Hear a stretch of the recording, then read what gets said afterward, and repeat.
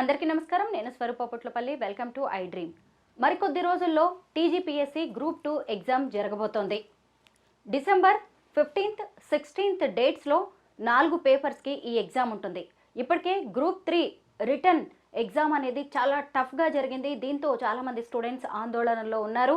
ఈ ఆందోళనని అధిగమించి stress free అయిపోయి గ్రూప్ 2 ఎగ్జామ్ ఈజీగా ఎలా రాయాలి అనేది చెప్పడానికి Hyderabad IAS academy director Rohit ప్రస్తుతం నాతో పాటు ఉన్నారు. ఆయనతో మాట్లాడదాం. హలో రోహిత్ గారు. హలో అండి. గ్రూప్ 3 ఎగ్జామ్ చాలా టఫ్గా జరిగింది. ఇప్పటికే చాలామంది స్టూడెంట్స్ టెన్షన్గా ఉన్నారు. మళ్ళీ వెంటనే గ్రూప్ 2 వచ్చేస్తుంది. ఇప్పుడు ఈ గ్రూప్ 3 ఎగ్జామ్ నుంచి నేర్చుకోవాల్సిన పాఠాలు ఏంటి ముఖ్యంగా స్టూడెంట్స్? ఎస్ అండి, యాక్చువల్గా జస్ట్ నవంబర్లోనే ఎగ్జామ్ జరిగింది గ్రూప్ 3. ఆ ఎగ్జామ్ అయిపోయిన తర్వాత చాలా స్టూడెంట్స్ వరి అయ్యింది ఏంటంటే, లైక్ ఎవ్రీ స్టూడెంట్ ఎగ్జామ్ నుంచి కొన్ని పాఠాలు నేర్చుకుంటూ ఉంటాం కదా. సో సేమ్ ఇక్కడ ఎకానమీ పేపర్ వచ్చేసరికి, జనరల్ స్టడీస్ పేపర్ వచ్చేసరికి కోర్స్ ఆల్మోస్ట్ ఈ 3 పేపర్స్ కూడా బియాండ్ ది ఎక్స్పెక్టేషన్స్ వచ్చాయి. సో ఇక్కడ ఫస్ట్ వరి అవ్వడానికి థింగ్స్ జరిగినవి ఏంటంటే, students are going with particular expectation. అంటే లైక్ ఒక బుక్ చదువుకొని ఆ బుక్లో నుంచి క్వశ్చన్స్ వస్తాయి అని చెప్పి ఎక్స్పెక్ట్ చేయడం కానీ, లేకపోతే కరెంట్ అఫైర్స్ నుంచి ఇటువంటి ఎక్స్పెక్టేషన్స్ పెట్టుకోవడం కానీ. సో వాళ్ళు ఒక పర్టికులర్ ఎక్స్పెక్టేషన్స్తో వెళ్ళిన తర్వాత ఎగ్జామ్ దానికి తగ్గట్టు రాకపోయేసరికి they are into some kind of stress thing. ఇంకొక బాధ ఏంటంటే, అదే లెవెల్లో గ్రూప్ 2 ఎగ్జామ్ వస్తే ఏంటి అని. సో థింగ్ ఏంటంటే, ఓన్లీ 2 ఎక్స్పెక్టేషన్స్ ఉంటాయి, ఈజీ కానీ టఫ్ కానీ. సో ఆల్రెడీ గ్రూప్ 3 ఎక్స్పీరియన్స్ అయింది. టఫ్ అవుతే మనం ఎలా ఫేస్ చేయాలి, సో దాన్ని బేస్ చేసుకొని గ్రూప్ 2కి ఎలా ముందుకెళ్లాలో ఒక సీరియస్ ఆస్పిరెంట్స్ అందరూ ఒక బేసిక్ అంచనా వేసుకొని ఉంటారు. సో దానికి రెడీగా ఉన్నారు. ఈజీ వస్తే ఎలాగో రెడీగా ఉన్నారు కాబట్టి యూ కెన్ ప్రొసీడ్. ఇంకొకటి చెప్తుండే ఏంటంటే, బేసికల్గా ఎగ్జామ్ ఈజీగా వచ్చినప్పుడు కాంపిటీషన్ హెవీగా ఉంటుంది. 2016 పేపరు చాలా ఈజీగా వచ్చింది. చాలా మందికి తక్కువ ఐడియా ఉండే ఉంటుంది. ఆ 16 పేపర్ అయిపోయిన తర్వాత ఇంత ఈజీగా ఇచ్చారు ఏంటి అనే క్రిటిసిజమ్స్ కూడా ఉన్నాయి. సో ఎవ్రీ ఎగ్జామ్కి ఇది చాలా కామన్ అండి. అంటే ఇప్పుడు యూపీఎస్సీ ఎగ్జామ్ తీసుకోండి, ఎవ్రీ టైం ప్రిలిమ్స్ అయిపోయిన తర్వాత సేమ్ థింగ్, పేపర్ ఇంత టఫ్ వచ్చింది, పేపర్ ఇంత టఫ్ వచ్చింది, పోనీ ఈజీగా వచ్చినా కూడా మళ్ళీ ఈజీగా వచ్చింది అని చెప్పేసి. So they are so common. So students కూడా దాన్ని ఒక నార్మ్ లాగా, సో ఇది సర్వసాధారణమే. సో గ్రూప్ 2 ఎగ్జామినేషన్ కూడా ఎలా వచ్చినా కానీ మీ ప్రిపరేషన్ పర్ఫెక్ట్గా ఉంటే we can easily face it. So అది. అయితే ఇప్పుడు గ్రూప్ 2 ఒక్కసారి రిటర్న్ ఎగ్జామ్ రాశారు అంటే జాబ్ వచ్చేసినట్టే. సో ఇది కూడా ఒక రకంగా టెన్షన్ గానే అనిపిస్తూ ఉంటుంది. మొత్తం 2 days పాటు 4 పేపర్స్ ఉన్నాయి కదా, టైమింగ్స్ ఎలా ఉంటాయి, వీటికి ఎలా ప్రిపేర్ అవ్వాలంటారు? నార్మల్గా 4 పేపర్స్ ఉన్నాయండి. ఇవి ఎవ్రీ 2 days ఉంది. 15th, 16th 10 నుంచి 12:30 వరకు ఒక పేపర్, 3 నుంచి 5:30 వరకు ఇంకో పేపర్. సో ఇలా 4 పేపర్స్ ఉంటాయి. సో ద థింగ్ ఏంటంటే, ఎనర్జీని కంటిన్యూగా లేకపోతే క్యూరియాసిటీని మెయింటైన్ చేసిన వాళ్ళకు మోర్ ఛాన్సెస్ ఉంటాయి. నేను ఎప్పుడు చెప్తుంటాను, examination is more of a నాలెడ్జ్తో పాటు ఆ పర్టికులర్ టైంలో నువ్వు ఎలా బిహేవ్ చేసావు, నీ స్ట్రెస్ని నువ్వు ఎలా అధిగమించావు అన్న దానిపైనే డిపెండ్ అవుతుంది. సో అది ఇప్పుడు 4 పేపర్స్ ఒకేలాగా రాసే ఛాన్స్ ఉండకపోవచ్చు కొంతమందికి. ఒక్కదానిని సరిగ్గా రాయకపోతే దాని ఎఫెక్ట్ ఇంకొక పేపర్ మీద పడే ఛాన్స్ ఉంది కదా. ఒకే ఎనర్జీని ఎలా క్యారీ చేయాలి, పాజిటివ్ యాటిట్యూడ్తో ఎలా ముందుకెళ్ళాలి students? Yes madam, simple technique అండి దీనికి సంబంధించి. ఏదో జంతర్ మంతర్ ఏది ఉండదు. కాకపోతే ఎగ్జామినేషన్ జరిగినప్పుడు మార్నింగ్ ఆల్మోస్ట్ 9 o'clockకి రీచ్ అవుతారు వాళ్ళు, లేకపోతే ఇంకా 8:30కి వెళ్తారు. వెళ్ళిన తర్వాత వాళ్ళలో వాళ్ళు డిస్కస్ చేసుకుంటారు. తెలియని స్టూడెంట్స్ ఎవరికి తెలియకపోయినా ఇలా ఉండొచ్చేమో. సడన్గా ఎగ్జామినేషన్ దగ్గరికి వెళ్ళినప్పుడు మీ ఫ్రెండ్ ఒక బుక్ చూస్తాడు, అంటే మనసులో ఏవో తిరుగుతాయి, అరే ఈ బుక్ నేను చూడలేదు కదా, నేను చూసుకున్న బుక్ ఇంకొకటి కదా. దీనివల్ల మైండ్కి ఒక నెగిటివ్ సిగ్నల్స్ అనేవి వెళ్తాయి. And do not speak with anyone, ఎవరితో కూడా మాట్లాడుకోకూడదు. అండ్ ఎగ్జామినేషన్ సెంటర్లో నేను చాలా కామన్గా చూసింది ఏంటంటే, ముందు రోజు చాలామంది తెలిసిన ప్లేసే కదా అని చెప్పేసి వాళ్ళు సెంటర్ చూసుకోవట్లేదు. సో కొన్నిసార్లు నేమ్స్ సిమిలర్గా ఉండేసరికి వేరే ఎగ్జామినేషన్ సెంటర్ వెళ్ళేసరికి ఆ ఫస్ట్ పేపర్ కంటే ముందు సివియర్ స్ట్రెస్ క్రియేట్ అవుతుంది. దానివల్ల తెలిసినవి కూడా మర్చిపోవడానికి ఛాన్సెస్ ఉంటాయి. సో 100% ఫస్ట్ పేపర్ కంటే ముందు ఒక 1.5 hour ముందు సెంటర్కి వెళ్ళిపోయి పీస్ఫుల్గా కామ్గా కూర్చోండి, ఎవరితో మాట్లాడదు. సో ఫస్ట్ పేపర్ కొంచెం స్ట్రెస్ రిలీవ్ అవుతుంది. అయితే ఫస్ట్ పేపర్ రాసే క్రమంలో నీవు కొన్ని తెలియని క్వశ్చన్స్ వస్తాయి.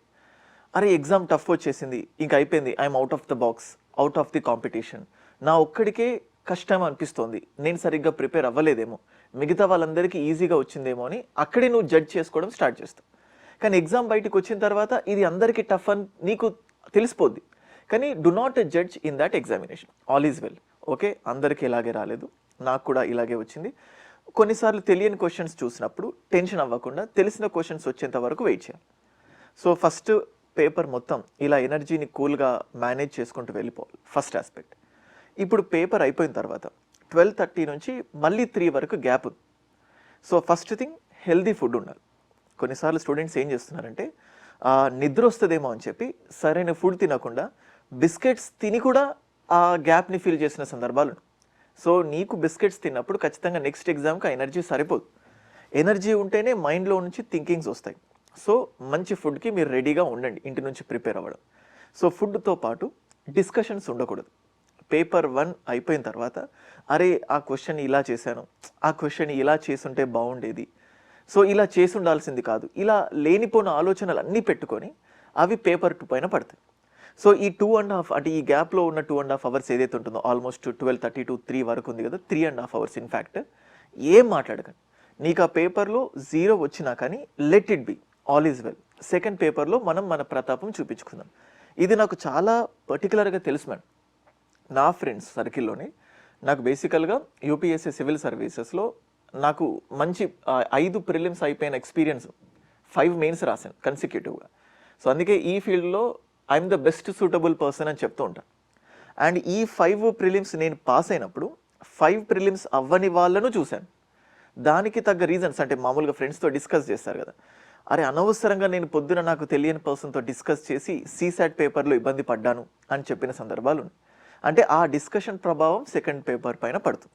So do not speak with anyone. So మంచి హెల్దీ ఫుడ్ తీసుకుంటే సెకండ్ పేపర్కి నువ్వు ఎనర్జీని మెయింటైన్ చేస్తూ ఉంటావు. సేమ్ మళ్ళీ గ్యాప్ వస్తుంది, again continue the same thing, same cycle. Night మంచి ఫుడ్ తీసుకోవాలి, ఎవరితో డిస్కస్ చేయకూడదు, పేపర్ బాగా రాశాను బాగా రాలేదు అనేది ఏమీ ఆలోచించకూడదు. Go for the third paper, continue for the fourth paper. ఇది అందరూ వింటారు మేడం, కానీ మనసు ఎవ్వరికీ ఆగదు. అంటే బస్ ఎక్కేటప్పుడు ఆ ఎగ్జామ్ అయిపోయిన తర్వాత బస్ ట్రావెల్ చేసేటప్పుడు అదేంటి ఇదేంటి ఎంత చెప్పినా మనసు నిలకడగా ఉండదు, అది ఆలోచింప చేస్తూ ఉంటుంది. నువ్వు ఎంత ఆలోచిస్తే అది ఒక్కరోజు ఆగితే సరిపోద్ది కదా. నువ్వు December 16th పేపర్ 4 అయిపోయిన తర్వాత అన్ని ఇన్స్టిట్యూట్స్ కీ రిలీజ్ చేస్తాయి, అన్నీ నీ క్యూరియాసిటీ మొత్తాన్ని అప్పుడు బర్స్ట్ చేసుకో.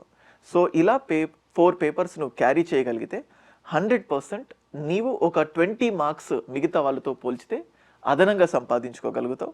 And that is the deciding factor.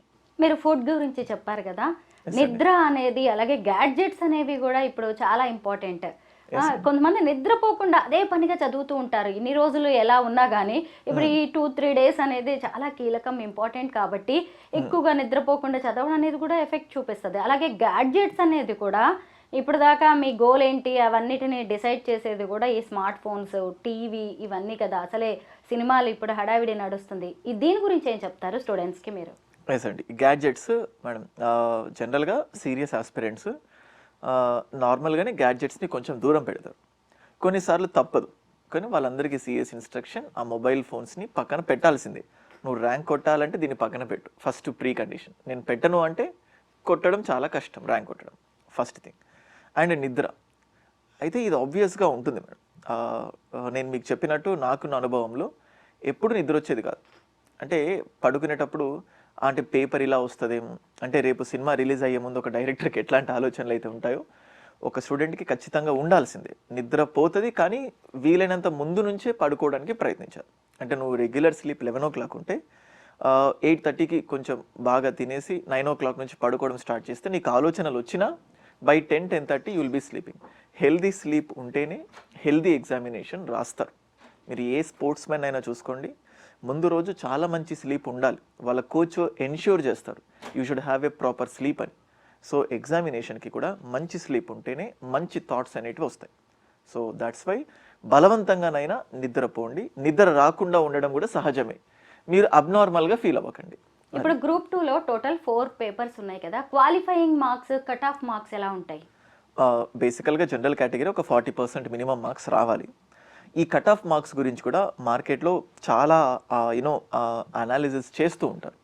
Exam అయిపోయిన వెంటనే కట్ ఆఫ్ ఇంత ఉండొచ్చు అని కూడా ప్రెడిక్షన్స్ చాలామంది చేస్తూ ఉంటారు. అది రాంగ్ అని కాదు, బట్ ఈ కట్ ఆఫ్ అనేది ఒక సైంటిఫిక్ ప్రాసెస్ అనేది. సెఫాలజిస్ట్స్ ఎలాగైతే ఎలక్షన్కి ఎవరు గెలుస్తారని చూస్తారో ఇట్స్ అ సైంటిఫిక్ ప్రాసెస్. మనకున్న వేకెన్సీస్, మనకు పర్ఫామ్ చేసిన అంటే వేకెన్సీస్ ఎంత ఉన్నాయి, ఎంతమంది రాశారు, వాళ్ళు ఎలా పర్ఫామ్ చేశారు అన్న దాని బేస్తో ఉంటుంది. అంటే తొందరగా మనం చెప్పలేం. సో బేసికల్గా ఎవ్రీ ఎగ్జామినేషన్కి ఒక 60 to 70% మార్క్స్ వస్తే క్వాలిఫై అయిన సందర్భాలు చాలా ఉన్నాయి. అంటే టోటల్ మార్క్స్లో కొన్నిసార్లు కాంపిటీషన్ హెవీ అయినప్పుడు ఇంకొన్ని మార్క్స్ పెరుగుతాయి. But it's too early to predict the cut off. పోనీ ఈ ఎగ్జామినేషన్ రెగ్యులర్గా ఉందంటే మనం ఏదో చెప్పొచ్చు మేడం. 2016లో జరిగింది ఎగ్జామినేషన్, ఆల్మోస్ట్ ఒక 8 years అయింది. So how can we predict? అదే యూపీఎస్సీ అనుకోండి, ట్రెండ్ని బట్టి ఖచ్చితంగా ఇంతమంది రాస్తారు ఇదని చెప్పుకోవచ్చు. సో నేను ఏమంటున్నానంటే do not think about cut off. So just go on and ఒకటే కాబట్టి గివ్ యువర్ బెస్ట్. మెరిట్ ఇది, ఇంటర్వ్యూ లేదు. సో ఇందులో నువ్వు ఎంత బెస్ట్గా పర్ఫామ్ చేస్తే నీకు అంత సక్సెస్ వస్తుంది. ఈ గ్రూప్ 2 ఎగ్జామ్స్ని పోస్ట్ పోన్ చెయ్యండి అని దాఖలైన పిటిషన్స్ని తెలంగాణ హైకోర్టు కొట్టేసింది. అసలు ఎందుకు ఈ పిటిషన్స్ వచ్చాయి అంటే December 16th రైల్వే ఎగ్జామ్ ఉంది. అంటే అదే 15th, 16th 2 ఎగ్జామ్స్ ఉన్నాయి ఈ గ్రూప్ 2కి కూడా. దాంతో మళ్ళీ రైల్వే ఎగ్జామ్కి ప్రిపేర్ అయ్యే పిల్లలకి ఇబ్బంది, రెండింటికి వాళ్ళు అటెండ్ అవ్వలేరు. కాబట్టి గ్రూప్ 2ని పోస్ట్ పోన్ చేయండి అంటే తెలంగాణ హైకోర్టు ఒప్పుకోలేదు. ఎందుకు అంటే ఇప్పటికే అన్ని ఏర్పాట్లు జరిగిపోయాయి, ఈ టైంలో అవ్వదు అని. మరి నిజంగా కూడా రైల్వే ఎగ్జామ్కి ఇటు గ్రూప్ 2కి చాలా మంది ప్రిపేర్ అవుతూ ఉంటారు కదా, వాళ్ళకి నష్టం జరిగే అవకాశం లేదా? అయితే నష్టం ఉంది మేడం. ఇది 2 sides ఆలోచించాలి. కానీ పాలసీ మేకర్స్ ఫార్ములాని ఇక్కడ కూడా యూజ్ చేయాలి. ఎప్పుడైనా ఒక పాలసీ చేసినప్పుడు 100 members 100% పీపుల్ని సాటిస్ఫై చేయదు. So they will be going according to majority. కనీసం షెడ్యూల్ ఇచ్చేటప్పుడు ముందే చూసుకోవాలి కదా. చూసుకోవాలి, కానీ రైల్వే ఎగ్జామినేషన్స్ తర్వాత వచ్చాయి. అంటే ఇది ఆల్మోస్ట్ షెడ్యూల్ అయిపోయింది. రైల్వే ఎగ్జామినేషన్స్ తర్వాత వచ్చాయి, if I'm not wrong, subject to correction. So things ఏంటంటే ఇలాంటివి కామన్ మేడం. కానీ ఒకవేళ ఆ మైనారిటీ అంటే మైనర్ స్టూడెంట్స్ ఎవరైతే ఉన్నారో, లెస్ సెట్ ఆఫ్ పీపుల్, వాళ్ళ కన్సర్న్ కరెక్టే. కానీ దాన్ని బేస్ చేసుకొని దీన్ని పోస్ట్ పోన్ చేస్తే it will be huge delay. 2022 February అంటే ఇంకా కట్టలు తెంచుకొని ఉన్నారు. కాకపోతే గవర్నమెంట్ ఏదైనా ఆల్టర్నేటివ్ ఆలోచించి ఎంతమంది అవుతున్నారో వాళ్ళకి మళ్ళీ ఎగ్జామ్ పెట్టడము ఇంకేదైనా చూడొచ్చు. బట్ ఇది మన స్కోప్ కాదు మాట్లాడడానికి. The best thing is should not get post phone. ఎందుకంటే ఇంకా వాళ్ళకు ఓపికలు లేవు, స్టూడెంట్స్కి ఇంకా ఓపికలు నశించిపోయి అంటారు కదా. సో బట్ అదేండి, అందుకే గవర్నమెంట్ తెలంగాణ హైకోర్టు కూడా చాలా మంచిగా కొట్టేసింది. అవసరం లేదు పిల్లలకి ఇప్పుడు ఎగ్జామ్స్ కండక్ట్ చేయాల్సిందే అని చాలా క్లియర్గా చెప్పేసింది. ఇంకొకటి ఏంటంటే మీరు ఇండియన్ పాలిటీ టీచ్ చేస్తారు కదా, ఇప్పుడు స్టూడెంట్స్కి మీరు ఏమైనా గైడ్ లైన్స్ కానీ సజెషన్స్ ఏమైనా ఇవ్వగలరా? ఎస్ అండి, చాలా మంది అడుగుతూ ఉన్నారు కూడా. ఇండియన్ పాలిటీ బేసికల్గా డిసైడింగ్ ఫ్యాక్టర్ ఇండియన్ పాలిటీ. ఎందుకంటే ఆల్మోస్ట్ పేపర్ 2లో 50 marks, పేపర్ 1లో ఒక 20+ మార్క్స్ వస్తాయి. అంటే కరెంట్ అఫైర్స్. ఇన్ఫ్యాక్ట్ 20+ పేపర్ 1లో కాకపోయినా సొసైటీని కనెక్ట్ చేసుకుంటూ పేపర్ 1ని పాలిటీ 70+ మార్క్స్ మొత్తం ఓవరాల్గా we can expect only polity. So చాలా ఈజీగా అనిపిస్తుంది, కానీ ఎగ్జామినేషన్లో పాలిటీ క్వశ్చన్ని పూర్తిగా చదవండి, స్పష్టత. ఎందుకంటే కాన్స్టిట్యూషన్లో ఉన్నదేంటి లేనిదేంటి. సో కొన్నిసార్లు ఏంటంటే మనం క్వశ్చన్ హాఫే చూస్తాం.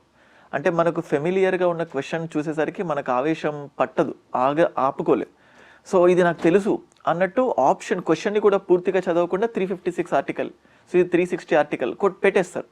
ఎగ్జామ్ బయటకు వచ్చిన తర్వాత అరే క్వశ్చన్ పూర్తిగా చదివితే అయిపోయేది కదా అనే ఫీలింగ్లో పడతారు. సో ఇటువంటి పరిస్థితిని తెచ్చుకోకండి. అండ్ కొంతమంది కేసెస్ చదివి ఉండరు, కొంతమంది అన్ని అమెండ్మెంట్స్ గుర్తుండవు, కొంతమందికి అన్ని ఆర్టికల్స్ గుర్తుండవు. It's okay. అంటే ఈ 5 రోజుల్లో నువ్వు అన్ని ఆర్టికల్స్ని, అన్ని అమెండ్మెంట్స్ని, అన్ని కేసెస్ని చదవలేవు, నీ వల్ల కాదు. పోనీ ఎగ్జామినేషన్ మొత్తం కేసెస్, ఆర్టికల్స్, అమెండ్మెంట్స్, షెడ్యూల్స్ ఇస్తారంటే no one knows. So let it be. ఎంత ప్రిపేర్ అయ్యావో అంత ఉండని, పాలిటీ ఈజీగానే వస్తుంది. కట్టి జాగ్రత్తగా ఆన్సర్ చేయండి. అది గ్రూప్ 3 ఎగ్జామ్ చాలా టఫ్గా వచ్చింది పేపర్ అని మాట్లాడుకుంటున్నాం కదా, దానికి cut off and qualifying marks ఎలా ఉంటాయి? సో సేమ్ అండి, ఇంతకుముందు చెప్పినటువంటి ఫార్ములానే. సో ఆల్మోస్ట్ అంటే తొందరలోనే ఎగ్జామ్ రిలీజ్ చేస్తారంటున్నారు. But I feel like it's too early to think about it. But paper cut off తగ్గడానికి ఛాన్సెస్ ఎక్కువ, ఎందుకంటే టఫ్ వచ్చింది కాబట్టి. సో థ్యాంక్ యూ రోహిత్ గారు. పిల్లలకి ఖచ్చితంగా మీ గైడెన్స్ అనేది బాగా యూజ్ అవుతుంది. Thank you so much. Thank you so much అండి.